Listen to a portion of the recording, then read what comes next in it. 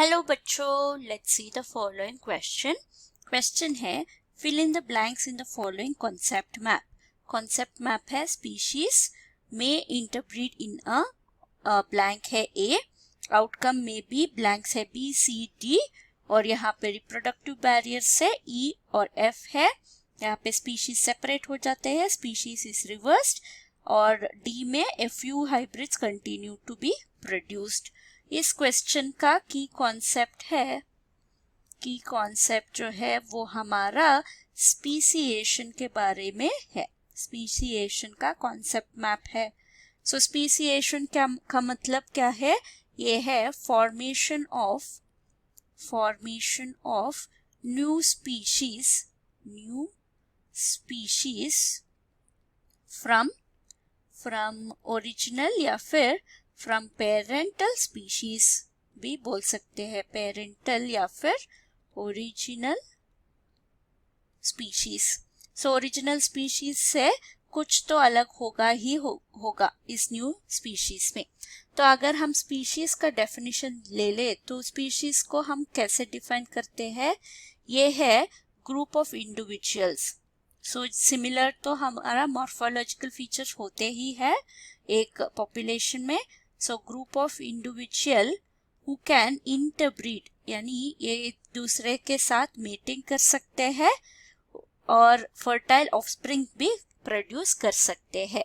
Who interbreed among themselves and क्या produce करना चाहिए? Can produce fertile viable offsprings. So produce fertile offsprings of their own kind. तो अगर hybrid form कर लिया तो ये स्पीशीज नहीं कहलाएंगे।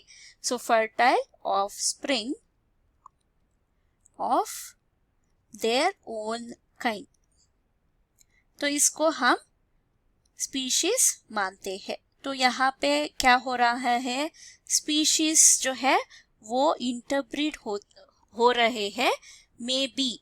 तो दो स्पीशीज है, मतलब में इंटरब्रीड इन अ डैश, मतलब ये है एक जोन। तो यहाँ पे हम लिख देते हैं कॉन्सेप्ट मैप में स्पीशीज जब कहाँ इंटरब्रीड कर सकते हैं। अगर दो अलग स्पीशीज है तो हाइब्रिड जोन में ये हमारा इंटरब्रीडिंग हो सकता है।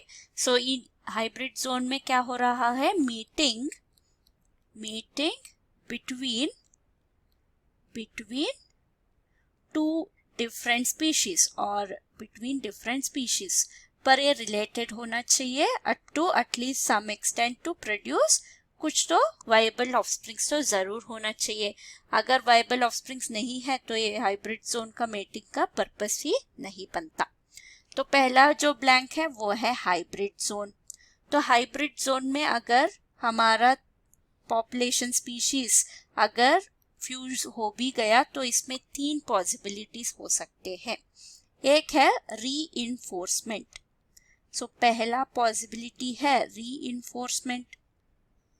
सो इसमें क्या होता है? हाइब्रिड जो प्रोड्यूस हुआ है तो हाइब्रिड पेरेंट्स के कंपैरिजन में बहुत ही वीक होता है। सो वीक होता है तो इससे क्या होगा? तो ये हाइब्रिड जो है वो आगे जाके हमारा पॉपुलेशन से एलिमिनेट हो जाएगा, क्योंकि वीकर ऑर्गेनिज्म हमारा एनवायरनमेंट में सरवाइव नहीं कर सकती। सो ये हाइब्रिड को नेसेसरी होता है एलिमिनेट टू अकम्प्लिश्ड। क्या करना चाहिए? तो हाइब्रिड एलिमिनेट हो जाएगा तो हमें इस फ्यूजन को यानी हाइब्रिड जोन को प्रिवेंट करना है।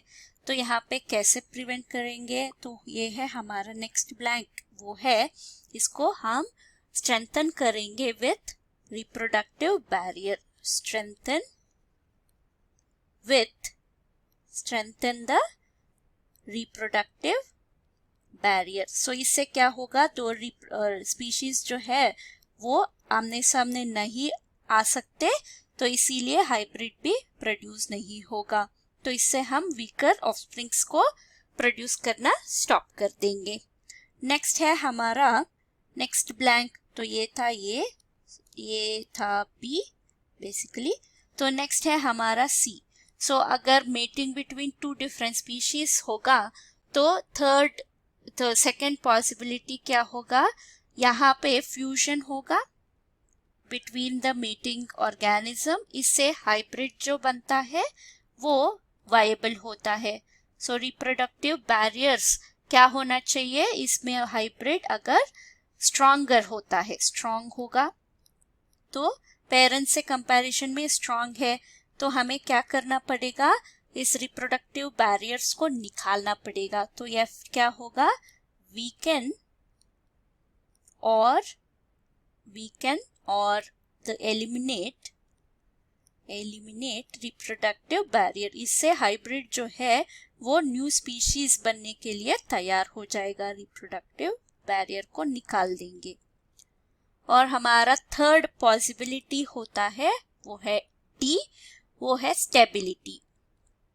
स्टेबिलिटी मिल सकता है, तो यहाँ पे क्या होगा, हमारा हाइब्रिड जो है, हाइब्रिड लिख देंगे यहाँ पे, हाइब्रिड जो है वो बेटर होता है कंपेयर टू पेरेंट्स। तो इसमें क्या होगा, हाइब्रिड जो है कॉन्स्टेंटली कंटिन्यू होता जाएगा। तो हमारा ब्लैंक्स क्या हो गया, तो पहला ब्लैंक है ये था हाइब्रिड जोन। हाइब्रिड जोन में दो स्पीशीज के बीच मीटिंग हो सकता है। बी है रीइंफोर्समेंट,